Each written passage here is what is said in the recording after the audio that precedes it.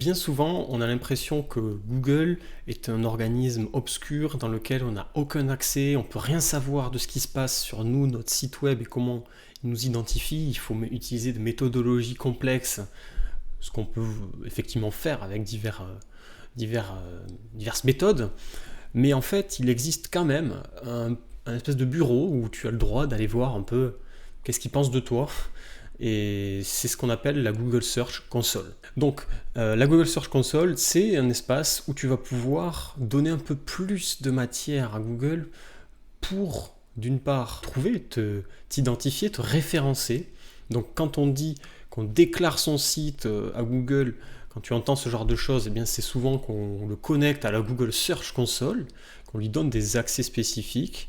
Donc c'est connecté directement au domaine, je t'en expliquerai un peu plus en détail. Ça permet en plus de ça d'avoir certaines données que tu n'aurais pas eues ailleurs, comme les termes de recherche utilisés par les gens qui viennent sur son site par le SEO directement, la recherche organique. Et donc c'est tout simplement un des outils les plus importants auxquels tu dois avoir affaire pour tout simplement faire du référencement naturel. On va regarder un peu comment ça se connecte. Qu'est-ce que c'est? Jusqu'où ça nous permet d'aller? Tu vas voir que c'est pas sorcier, que c'est largement accessible pour le commun des mortels. C'est parti. Alors la Google Search Console, tout simplement c'est un outil de Google, comme Google Analytics, sauf qu'en fait Google Search Console, il se connecte assez différemment. En fait, ce que je vais faire peut-être un petit tuto Paint là, comme j'aime bien faire, pour te faire un petit schéma plus concret. En fait, ton site web, il faut savoir que il est constitué, tu sais, d'un serveur, et ce serveur connecté à un domaine. Et en fait, le domaine, c'est régi par ce qu'on appelle des DNS. En gros, c'est Domain Name Services. En gros, c'est ce qui paramètre ton domaine, là où tu peux paramétrer la connexion du domaine à tes adresses email, à ton site ou tes différents sites web. Si tu veux faire des sous-domaines, eh bien c'est dans les DNS en fait que ça se passe. Même si souvent c'est fait directement par l'hébergeur, tu le vois pas forcément, mais c'est dans les DNS. Et en fait, les DNS, eux, ils vont connecter le domaine à ton serveur. Donc, on peut dire que le domaine est au-dessus de ton serveur. Par exemple, Google Analytics, lui, on va l'appeler GA, il est connecté au serveur. C'est un outil que tu connectes dans le header de ton site, dans le code de ton site, donc il est dans les fichiers de ton site, et il est dans le serveur. Alors que la Google Search Console, on va l'appeler comme ça, eh bien, elle est dans le domaine. Google Analytics, tu as les informations qu'on appelle internes à ton site, donc c'est des informations interne à ton site, donc le temps passé sur tes pages, qu'est-ce qu'il a fait, où c'est qu'il a cliqué, combien de fois il revient sur ton site, etc. Alors que la Google Search Console, elle, pas forcément de l'information des cookies de l'utilisateur, c'est des informations de Google directement, donc du moteur de recherche, qui vont remonter. Typiquement, combien de fois tu es apparu sur tel mot-clé, combien de personnes qui ont écrit ça t'ont trouvé, quelle est la position de ton site sur tel mot-clé, quelle est la page qui est remontée sur tel mot-clé, à quelle position. Donc on a deux types d'informations. Les informations SEO externes avec la Google Search Console qui sont positionnées au niveau du moteur de recherche. Ici, désolé, mes schémas sont relativement sales, mais je t'avoue que c'est pas grave, du moment que tu comprends, soyons dans l'efficacité.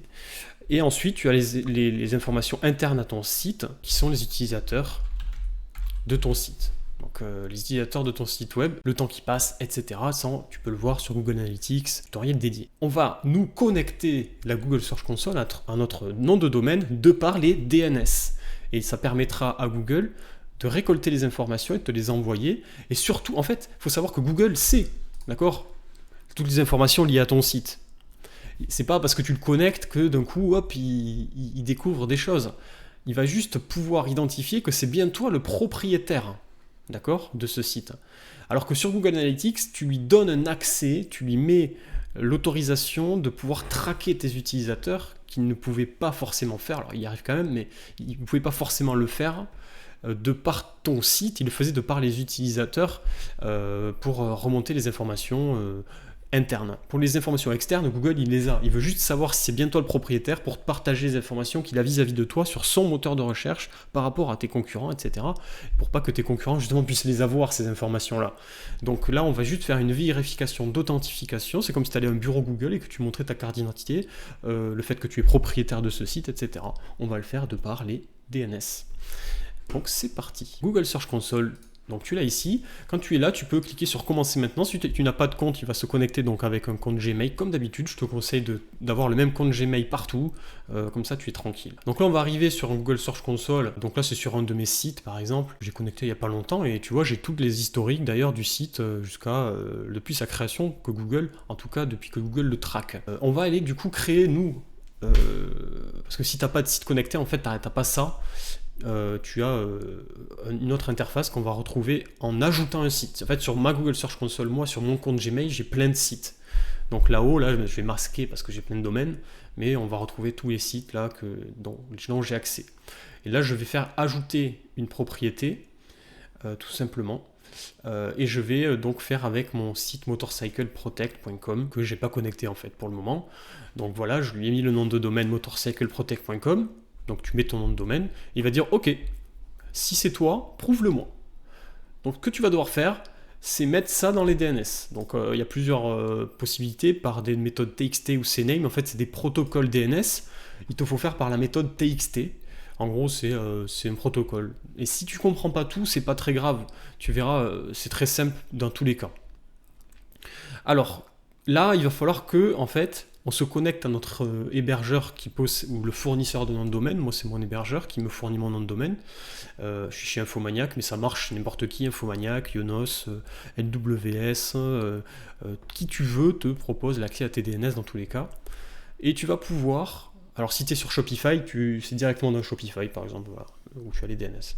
Et tu vas pouvoir ici coller une clé qui permettra à Google Search Console de dire ok, c'est bien toi. Donc on va copier cette clé et on va les mettre dans les DNS dans une nouvelle zone TXT. Donc je me rends sur mon serveur où j'ai mon nom de domaine qui est connecté. Donc moi je suis sur Infomaniac et sur mon serveur je vais aller au niveau des noms de domaine. D'ailleurs je te recommande Infomaniac.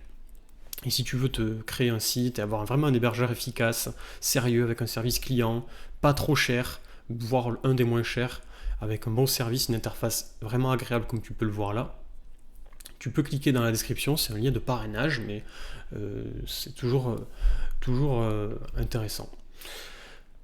Domaine. Donc au niveau du nom de domaine, je vais retrouver tous mes noms de domaine à moi. Toi si tu n'en as qu'un, tu n'en auras qu'un.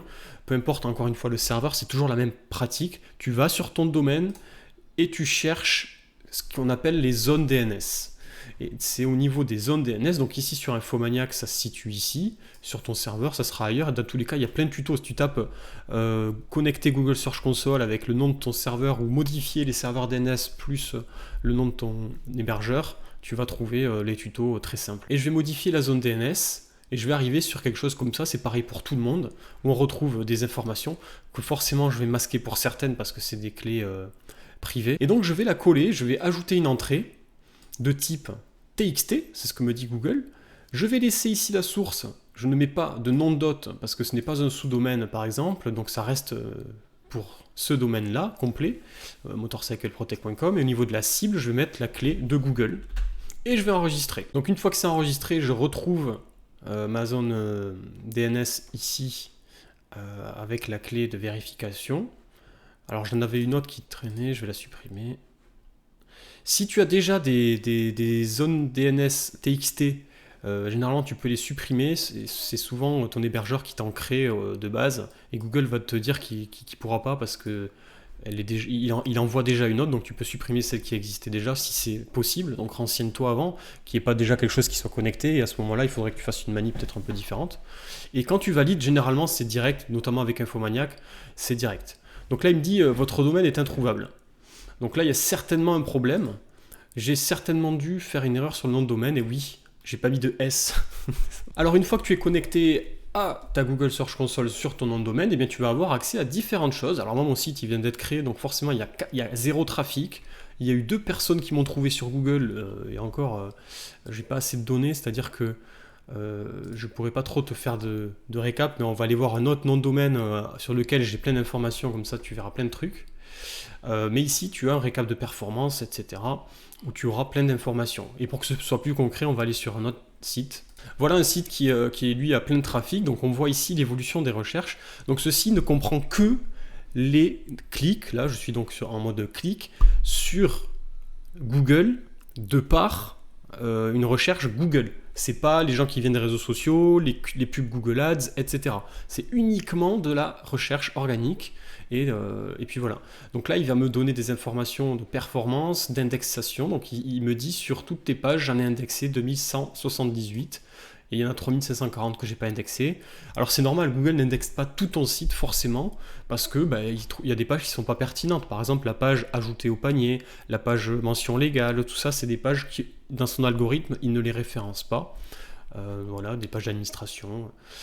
Il va te donner des informations sur l'expérience de la page, les signaux web essentiels, est-ce que sur mobile c'est bon, est-ce que tu as des erreurs qui ont été détectées par l'algorithme de Google, le feed d'Ariane est-il correct, est-ce qu'il a détecté des produits, tu vois, c'était une boutique, alors il peut te dire s'il détecte des produits, donc généralement quand tu as un WooCommerce ou quoi, il te les trouve, et là il te dit tu pourrais rajouter des champs, donc ça c'est technique, review, brand, ça permet notamment de remonter après sur Google avec des étoiles, tu vois, si tu as des notes sur tes produits, tu peux tout simplement mettre certaines choses, donc là c'est pour les développeurs, il faut cliquer, il va te donner toutes les informations de la documentation pour que tu puisses ajouter le champ brand manquant, par exemple pour afficher la marque à Google, dire ce produit c'est telle marque, et comme ça Google peut après lui l'utiliser par exemple dans Google Shopping, donc c'est à toi de le faire correctement sur ton site, il te donne juste les clés pour que tu le fasses, et là il me dit voilà, là tu l'as pas mis sur ton site, et vu que tu as 527 produits, voilà, tous tes produits sont identifiés comme non catégorisés avec une marque, voilà. Alors tu n'es pas obligé de le faire, hein. Si tu n'as pas de marque, tu n'as pas de marque, mais il te le recommande du moins, ça permet de remonter sur Google Shopping. Donc on va faire un peu tous les onglets, tu vas voir, c'est assez simple. Donc ici on a la vue d'ensemble, c'est un récap. Moi l'onglet qui me sert le plus, c'est l'onglet performance. Et l'onglet performance, lui, c'est vraiment là où tu as toutes les informations, où tu vas avoir par exemple la position moyenne de ton site, le nombre total de clics, le nombre total d'impressions. Donc qu'est-ce que c'est le total d'impressions? C'est le nombre de fois que ta page est censée remonter par rapport à une recherche, a été potentiellement vue par un utilisateur qui fait une recherche, mais pas forcément cliquer. Et cliquer, c'est cliquer. Et du coup, ça fait un CTA, un taux de clic moyen. Donc, sur 100 fois où tu as eu une impression, où tu as été visible, tu as eu 3 clics, par exemple 3%. Moi, j'ai eu 2,6. Alors ça, c'est un site qui m'appartient même plus. Et donc là, j'ai, sur les 3 derniers mois, sur la recherche web, donc tu pourrais changer vidéo, image, etc., catégorisé dans Google, en fait, comme des index différents, tu as ta visibilité. Et donc, ici, c'est classé par nombre de clics. Donc, sur les 3 derniers mois, ce site a eu 175 clics sur le mot-clé « Baume du tigre noir », 686 impressions, donc un taux de clic de 25%, ce qui est monstrueux, je te le dis direct, et une position en premier, c'est-à-dire que je suis vraiment premier. Si on tape Baume du tigre noir sur Google, c'est le site qui remonte en premier. Et d'ailleurs, si je voudrais remonter ici sur Google Shopping, soit il faut faire du Google Shopping payant, soit je peux remplir le champ marque, le champ notation sur mon site pour avoir toutes ces informations et que Google me remonte plus facilement. Alors ça ne veut pas dire qu'il ne va pas nous faire remonter, mais ce serait plus facile pour lui. Et donc je peux classer ici, voir clairement sur quel mot-clé je remonte, combien j'ai eu de gens qui sont venus sur mon site naturellement avec quel mot-clé, et je peux aussi catégoriser mes pages. Alors ça c'est aussi intéressant. Combien de pages attirent combien de clics, et en moyenne, cette page est positionnée comment? Voilà, sur cette page, par exemple, elle est première en moyenne. Par contre, il y a une impression, un clic, donc ça n'a pas de sens. Donc là, il vaut mieux regarder le nombre d'impressions, et on voit que c'est des trucs pour les cuisses et les mollets. Voilà. C'est un site assez particulier. On voit aussi le positionnement mondial, donc c'est un site français qui montre aussi donc, sur le mobile, ordinateur, tablette, les résultats. Ça c'est assez intéressant de voir le résultat tablette, mobile. Donc tu as toutes les analyses possibles. Tu peux inspecter des URL et aussi les ajouter dans Google manuellement. C'est-à-dire que si tu viens de créer un article ou une page ou un produit sur ton site, tu peux directement injecter là l'URL pour que Google fasse un check prioritaire sur cette page et qu'il l'indexe. Ça t'évite d'attendre tout simplement que le robot passe. donc c'est assez pratique. Donc si par exemple j'ai envoyé une page, là, si je vais sur le site n'importe où, on va prendre n'importe quel produit au hasard, même s'il l'a déjà, il va te dire qu'il a déjà pris, je prends le lien du produit, ok, et je vais aller le coller ici, et Google va faire une analyse, me dire est-ce que déjà il connaît cette page, est-ce qu'il a déjà indexé, et si oui, ok, sinon il va s'en occuper. Donc là il me dit voilà, elle est déjà sur Google, j'ai déjà trouvé, et d'ailleurs j'ai trouvé un problème, mais ça c'est les fameux problèmes produits qu'on a vus, il manque le champ brand et les étoiles qui sont des bouts de code à mettre dans les pages, le template de page produit. Et si tu ne l'avais pas indexé, tu peux demander une indexation et là Google il va passer la moulinette manuellement et s'en occuper. Alors, si tu veux aussi donc aller voir plein d'informations sur tes pages, toutes les pages de ton site, tu les vois ici. Donc techniquement, ce que tu vois dans l'index ici, eh bien c'est tout ce que Google permet de remonter dans le moteur de recherche. Donc si tu faisais, on va prendre le nom de domaine ici, on va taper site le nom, eh bien j'ai 2500 résultats. Alors quand tu fais site le nom de domaine, il va te sortir toutes les pages qu'il connaît de ce nom de domaine, donc uniquement. Et donc là il va te dire voilà, je connais 2590 pages, c'est un peu plus, mais c'est à peu près ça quoi. Donc c'est bien ça, et il me dit qu'il y a 3540 pages qui ne sont pas indexées, donc après il peut te dire pourquoi, il te faudra aller voir, tu as toutes les informations ici, du pourquoi, du comment, ça peut être des pages qui ont été bloquées manuellement dans le fichier robot.txt, ou autre. Alors ça c'est des notions un peu poussées, d'ailleurs si ça t'intéresse, j'ai une formation totalement dédiée au SEO, je vais te la mettre en description, où on parle de tout ça plus en détail, mais... Après, tu peux aussi te renseigner par toi-même. Et peut-être qu'un jour, j'en parlerai sur la chaîne YouTube aussi. Donc, n'hésite pas à t'abonner et à mettre un petit pouce bleu si ça t'intéresse, si tu as appris des choses, et à poser des questions en commentaire si tu en as. On passe au sitemap. Et ça, c'est assez important. En gros, Google peut avoir accès à ton sitemap. C'est quoi sitemap? C'est un plan du site. Donc, c'est une page généralement qui est sous cette forme-là. Donc là, ça dépend de ton WordPress ou autre. Là, c'est fait avec Yoast SEO, qui est un module de WordPress qui s'occupe de générer le sitemap. Et c'est un endroit où on a tout le plan de site, en gros, avec toutes les catégories produits. Et après, ça t'amène sur toutes les pages. Donc ça permet à Google visuellement de voir tout le site, très simplement par les petits robots qu'il a, et de voir s'il y a eu des mises à jour grâce aux dates, de mettre des règles, etc. de canonisation, donc prioriser des pages ou non. C'est aussi une chose qu'on voit dans la formation plus en détail, puis donner le lien direct ici pour qu'il aille plus vite. Tu peux supprimer des pages, voilà, cette page n'est pas pertinente, je veux que tu supprimes cette URL là, ou toutes les pages avec ce début d'URL, que ça évite de polluer, ou que je veux plus tout simplement référencer cette page là. Tu verras des détails sur l'UX, donc l'interface utilisateur, donc est-ce que pour lui c'est un site qui est bien, avec une bonne expérience utilisateur de par les statistiques utilisateurs, etc. Il va te donner même des recommandations. Donc là, sur mobile, il dit que c'est bien, par exemple. Si tu as un WooCommerce, un Shopify, un PrestaShop ou un e-commerce, tu auras tous les détails relatifs au produit, et ça, c'est plutôt pas mal. Donc voilà l'intérêt de Google Search Console. Il y a plein de petits outils, ça évolue au fur et à mesure, mais grosso modo, ce qui va t'intéresser, c'est améliorer ton site techniquement et voir les résultats.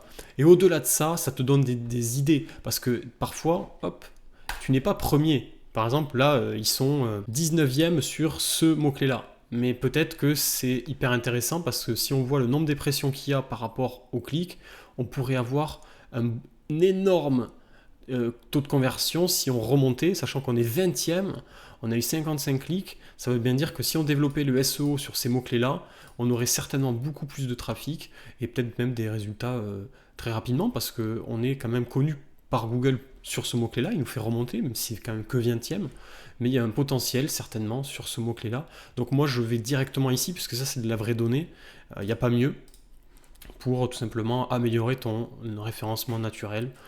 Voilà pour ce petit tuto Google Search Console. Il n'y a pas plus à dire, hein. Comment te connecter, qu'est-ce qu'il permet de faire? C'est très simple. Voir tes résultats, apporter plus de matière à Google via le sitemap ou directement en injectant les pages dans l'inspection, et avoir des retours techniques des robots de Google, avoir un peu leur audit, et ça te permet de bien comprendre si tu es dans les règles, si tu es complètement à côté de la plaque, pourquoi ça marche et pourquoi ça ne marche pas ton SEO, et le potentiel avec les mots-clés qui remontent sur le nombre d'impressions, qui te donnent vraiment la vision claire du marché et de comment concentrer tes efforts au bon endroit. Donc je t'invite immédiatement à connecter tous tes sites à Google Search Console si ce n'est pas fait, à l'utiliser au maximum. Je te dis au prochain épisode.